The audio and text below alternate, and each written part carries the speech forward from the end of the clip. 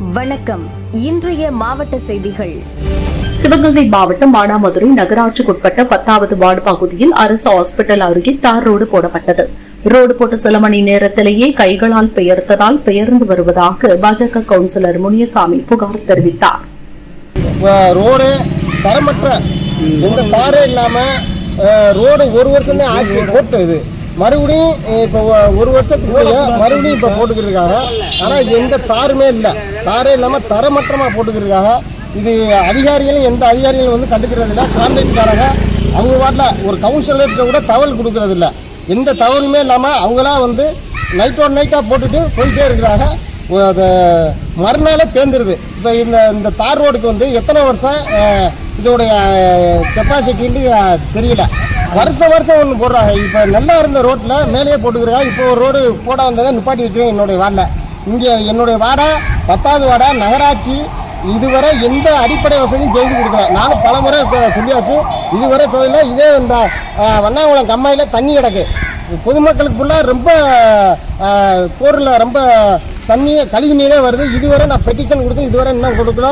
என்னுடைய வார்டை சுத்தமாக கண்டுக்கிறது இல்லை. ஏன்னா நான் ஒரே ஒரு பிஜேபி என்ற கவுன்சிலர் ஜெயிச்சதுனால என்னுடைய வார்டை எப்போவுமே புறக்கணிச்சிட்டு வர்றாங்க.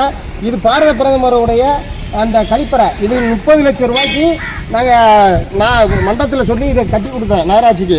அந்த கட்டி கொடுத்து ஓப்பன் பண்ணுறது கூட என்னுடைய வந்து நகராட்சி நிர்வாகம் என்கிட்ட கூப்பிடல, எதுவுமே சொல்லலை. அவங்களா அப்புறம் பொது நிதியிலிருந்து ஒரு 5 லட்சம் போட்டிருக்காங்க. இது என்ன செஞ்சுருக்காங்கன்னு தெரியல. எந்த இதுனால இது பூட்டியே கிடந்து முள்ளு அடைச்சு இப்போ நான் மறுபடியும் சத்தம் போட்டு இதை பண்ணிவிட்டேன். இது வந்து நகராட்சி வந்து அதிகாரிகள் வந்து எந்த இதுவுமே கண்டுக்கிறாம லாப நோக்கத்தோட இது செயல்பட்டுக்கிட்டு இருக்காங்க. இது மானாமதுரை பாரதிய ஜனதா கட்சி சார்பாக வன்மையாக கண்டிக்கிறோம். இது ரொம்ப தொடர்ந்துச்சுன்னா நகராட்சி முன்பு மாபெரும் கண்டன ஆர்ப்பாட்டம் நடத்துறதுக்கு நாங்கள் முடிவு பண்ணியிருக்கோம். மானாமதுரை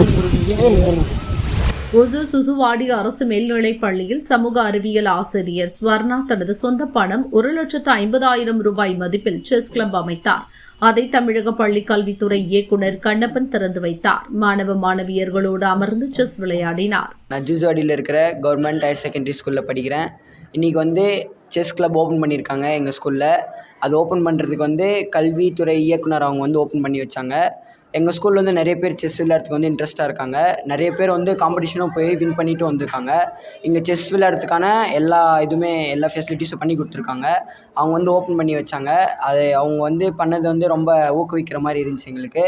நிறைய பசங்க இதனால இன்ஸ்பயர் ஆகிருக்காங்க. இதில் இருக்கிற மாதிரி இந்த போர்டில் இருக்கிற மாதிரி எல்லாருமே நல்ல பெரிய சாம்பியன்ஸ் ஆவாங்க. அதுக்காக அவங்க வந்து பண்ணியிருக்காங்க, இவ்வளோ பண்ணியிருக்காங்க. எங்கள் டீச்சர்ஸும் நல்லா இங்கே ஸ்டடீஸு நிறைய கோகரிக்குலர் ஆக்டிவிட்டீஸ் எல்லாம் வந்து நிறைய பண்ணுறாங்க.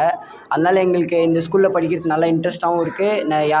நிறைய ஒரு 2000 பேர் படிப்பாங்க இந்த ஸ்கூலில். எல்லாருமே இங்கே சரௌண்டிங்கில் இருக்கிறோம் எல்லாருமே இங்கே தான் இந்த ஸ்கூலுக்கு தான் வராங்க. இங்கே சாப்பாடு நல்லாயிருக்கு, எல்லாமே நல்லாயிருக்கு, டீச்சிங்லேருந்து எல்லாமே நல்லாயிருக்கு. நல்ல சேஃப்டியும் கூட. போலீஸும் வருவாங்க, காலையில் சாயந்தரம் வருவாங்க போலீஸு. ஸ்பெஷல் கிளாஸ்னால் எதாவது ஸ்நாக்ஸ் அந்த மாதிரி எதாவது போடுவாங்க அவங்களே. இதெல்லாம் நீங்கள் எங்கள் ஸ்கூலில் பண்ணி கொடுத்துருக்காங்க. நாங்களாம் வந்து செஸ் பிளேயர்ஸ் தான். இங்கே இருக்கிறவங்க எல்லாருமே செஸ் விளையாடுறவங்க தான். இங்கே இருக்கிறவங்க எல்லாருமே காம்படிஷன் போயிட்டு ஜெயிச்சுட்டு வந்திருக்காங்க. இதுக்கப்புறமும் போயிட்டு நல்லா நிறைய ஜெயிச்சுட்டு வருவோம். இந்த பள்ளி கல்வித்துறைக்கும் இந்த ஸ்கூலுக்கும் எங்கள் ஹெச்எம்எஸ்க்கும் எல்லாருக்குமே இந்த தேங்க்யூ. இன்றைக்கி வந்து இந்த ஸ்கூலில் செஸ் கிளப் ஓப்பன் பண்ணியிருக்காங்க. ஏற்கனவே இங்கே நிறைய பேர் வந்து விளையாடிட்டு இருக்கோம். நாங்கள் எல்லாருமே வந்து வெளிய இடத்துலலாம் போய் விளையாட இருக்கோம். இந்த ஸ்கூலில் இந்த மாதிரி கட்டி கொடுத்ததுனால எங்களுக்கு இன்னும் நல்லா மோட்டிவாக இருக்கும் அந்த மாதிரி நினைக்கிறோம். இங்கே வந்து எஜுகேஷன் டைரக்டராக வந்து இதை வந்து ஓப்பன் பண்ணாங்க. அவங்க எங்கள் கூடலாம் கூட விளையாடினாங்க. அதனால் இதெல்லாம் ஓப்பன் பண்ணி கொடுத்ததுக்கு ரொம்ப தேங்க்ஸ். இதுக்கு முன்னாடி வந்து நாங்களாம் வந்து எடுத்துகிட்டு வந்து விளையாடிட்டு இருந்தோம். இப்போ வந்து செஸ் கிளப் கட்டி கொடுத்ததுனால அந்த ஒரு இதெல்லாம் இப்படி செஸ் பிளேயர்ஸ் எல்லாம் வந்து கொடுத்துருக்காங்க. அப்போ செஸ் போர்ட்ஸு நிறைய ஃபெசிலிட்டிஸ் கொடுத்துருக்காங்க. இது எங்களுக்கு நிறைய ஹெல்ப்பாக இருக்கும். இப்படி செஸ் விளையாடுறது, அதோடைய பாயிண்ட்ஸ், அந்த மாதிரி அதோட ரூல்ஸ் எல்லாம் கூட கற்றுத்தராங்க. இப்போ செஸ் விளையாடணும் நிறைய ஆர்வமாகவும் இருக்குது. தமிழகத்தில் அடுத்த கல்வியாண்டில் 100 அரசு பள்ளிகளில் ஸ்கூல் ஐடிஐ துவங்கும் திட்டம் உள்ளதாக மாணவர்களிடம் பேசினார். அதிக இண்டஸ்ட்ரி இருக்கக்கூடிய பகுதியில் ஒரு குறிப்பிட்ட அளவுக்கு மேலே தன்னால் படிக்க முடியாத குழந்தைகளுக்கு அவங்க ஐடிஐ பாலிடெக்னிக் போயிட்டு வெளியில் படிக்கிறதுக்கு வாய்ப்பில்லாத குழந்தைகளுக்கு இது போன்ற அதிக இடமுள்ள பள்ளிகளில் இடம் கண்டறிந்து ஒரு 100 பள்ளிகளுக்கு அடுத்த ஆண்டில் ஐடிஐ துவங்கலாம். அதுக்கு பேர் வந்து ஸ்கூல் ஐடிஐ அப்படின்னு ஒரு கான்செப்ட் இருக்குது. அது நம்ம இது வரைக்கும் தமிழகத்தில் துவங்காமல் இருக்காங்க. அது வந்து நம்ம NCVT 2 ட்ரேடு அல்லது ஒரு ட்ரேட். ஒரு உதாரணத்துக்கு நம்ம சுற்றி இருக்கக்கூடிய இண்டஸ்ட்ரி, என்னென்ன இண்டஸ்ட்ரி இருக்குங்க, டைட்டான் இருக்கு, அசோக் லைலாண்ட் இருக்கு. அப்போ அவங்களுக்கு எந்த மாதிரி ஸ்கில்டு லேபர் தேவைப்படுறாங்க அப்படின்றத பார்த்து ஒரு சென்டரை தொடங்கணும்னா அதிகமாக படிப்பதற்கு கடினப்படக்கூடிய குழந்தைகள் அந்த குரூப்பில் சேர்ந்தாங்கன்னா 2 வருடத்தில் அவங்களுக்கு நல்ல ஜாபுக்கு உடனே போயிடும். அவர் ஜாபுக்கு போயிட்டா அவரோட ஃபேமிலி ஒரு 10 வருஷம் கழிச்சு அவரோட குழந்தை அவரோட அதிகமாக இருக்கக்கூடிய நம்ம முதல் சொன்ன டாக்டர் இன்ஜினியர் ஆகிறதுக்கு அந்த குடும்பம் மாறும். எனவே பொருளாதாரத்தை மாற்றுவதற்கு ஒரே வழி வந்து கல்வி தான். எனவே சுதந்திரம் அடைந்த பிறகு கல்வியால் மட்டுமே நம்முடைய நாடு ஒரு பெரிய வளர்ச்சியை கண்டிருக்கிறது என்பதை மட்டும் சுட்டிக்காட்டி, இந்த ஜூஜிவாடி அரசு மேல்நிலைப் பள்ளியில் படிக்கக்கூடிய அல்லது பணியாற்றக்கூடிய இந்த ஆசிரியர் பெருமக்களை போல எங்களுக்கு அனைத்து பள்ளிகளிலும் ஆசிரியர் பெருமக்கள் அமைந்திருக்கிறார். ஏன்னா நிறைய நேரங்கள் எப்படி இருக்காங்கன்னா ரொம்ப சின்ன சின்ன பிணக்கு, சிறு சிறு பிணக்கு, அவர்கள் கூட சின்ன சின்ன மோதல் எப்படிலாம் இருக்கு. எனக்கு ஒரு நிர்வாகம் நம்ம எவ்வளவு பேர் டிபார்ட்மெண்ட் இருக்காங்கன்னா எனக்குடைய 55,000 பள்ளிகள் இருக்கு. 1,21,00,000 மாணவர்கள் படிக்கிறாங்க. 5,50,000 ஆசிரியர்கள் பணியாற்றி கொண்டிருக்கிற மிகப்பெரிய துறை. இது ஒவ்வொருத்தருக்கும் ஒரு இண்டிவிஜுவல் தனித்தன்மைகள் இருக்கு. மதுரையில் அதிமுக முன்னாள் அமைச்சர் செல்லூர் ராஜு செய்தியாளர்களை சந்தித்தார். இதுல எந்த தெம்புல 10 தொகுதியும் ஜெயிப்போம்னு இந்த வணிகவரித்துறை அமைச்சர் சொல்றாருன்னு எங்களுக்கு ஆச்சரியமா இருக்கு. என்னப்பா இது, மந்திரத்துல மாங்காய் பறகுற மாதிரி மந்திரம் போடுவாங்களா?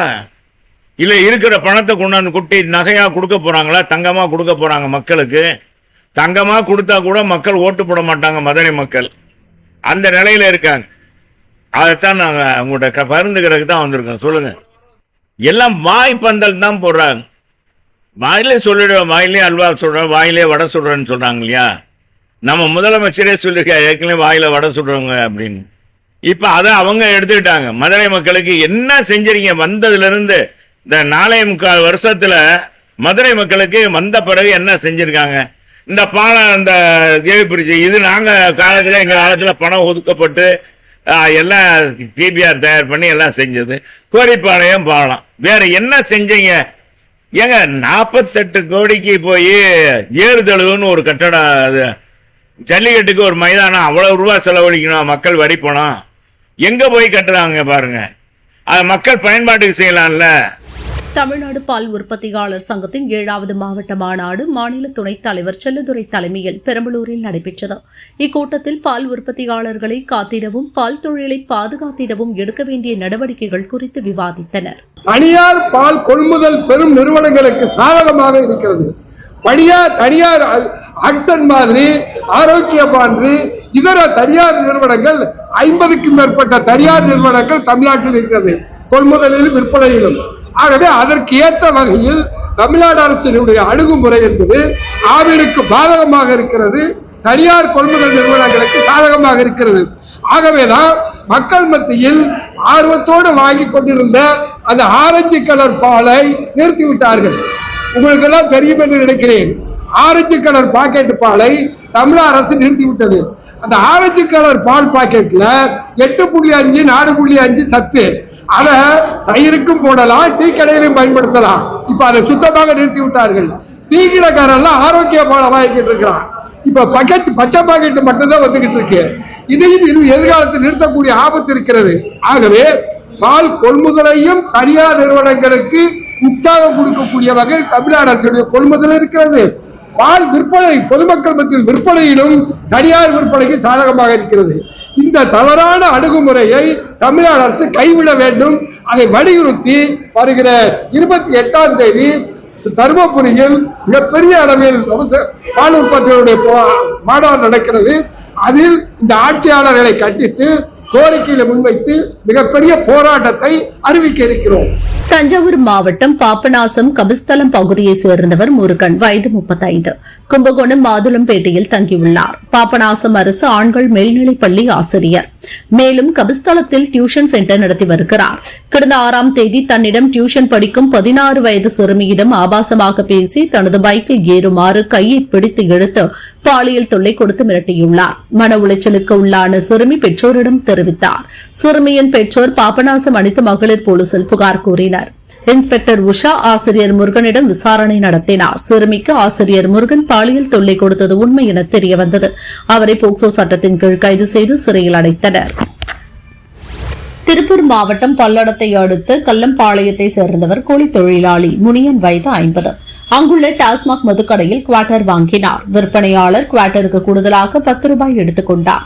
குவார்ட்டர் பணம் மற்றும் கூடுதலாக 10 ரூபாய் எடுத்ததற்கான SMS முனியன் மொபைலுக்கு வந்தது. அதையே ஆதாரமாக வைத்து முனியன் பல்லடம் போலீசில் புகார் கூறினார். டாஸ்மாக் விற்பனையாளரிடம் போலீசார் விசாரிக்கின்றனர். டாஸ்மாக் கடையில் நம்ம செவ்வாய்க்கிழமை மணிக்கு போய் ஒரு 2 ஓட்டர் வேணுங்க, பிராந்தி ஒன்று ரம் ஒன்று வேணுங்க அப்படின்னு சொல்லிங்க. ஸ்கேன் பண்ணுற அப்படின்னு சொன்னோம். 10 ரூபா வச்சு அப்படின்னாங்க. வீட்டுக்கு 10 ரூபா வச்சுருந்தா சட்டத்துக்கு வேறு வாங்கி போடுறதுக்கு ஸ்கேன் பண்ணி ஸ்கேன் போட்டணுங்க. அப்புறம் பாட்டில் சண்டை கட்டிட்டு இருந்தாங்க. அப்புறம் வந்து பணம் ஏறல, பணம் ஏறல, எங்கே சொல்லுவோம் எவங்கிற சொல்லுவோம் அப்படின்ட்டாங்க. மறுச்சனைக்கும் போய் கேட்டேன். எனக்கு மெசேஜ் வந்துட்டு எனக்கு செல்லுக்கு என்ற அக்கௌண்ட்டில் பணம் இல்லைன்னு நான் சொல்கிறேங்க. அது இன்னும் எனக்கு இல்லை வெளியில் சொல்லி அவங்க சொல்லி நான் நிரூபிக்கிறேன் அப்படின்னாங்க. என் பணம் அக்கௌண்ட்லேருந்து போனதை ஸ்டேட்மெண்ட் பூரா எடுத்து வச்சுருக்காருங்க. அக்கௌண்ட்லேருந்து இந்த பணம் டாஸ்மார்க் 300 ரூபா போயிருக்குங்க. செல்லுலேயும் மெசேஜ் இருக்குங்க. அப்போ நான் ஸ்கேன் பண்ண பணம் அவங்களுக்கு ரெடி போவாங்க.